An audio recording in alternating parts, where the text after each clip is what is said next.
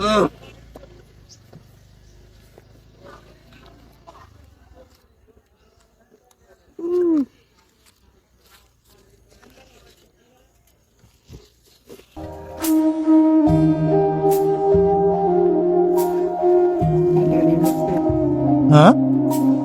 কি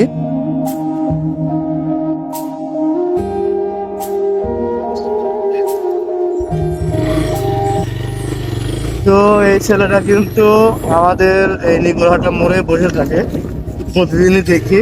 আর এটা এখন যা থাকে যদি থাকে তাহলে দেওয়ার চেষ্টা করি।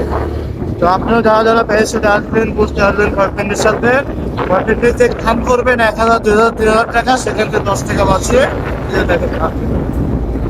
ভালো থাকবেন, টাটা।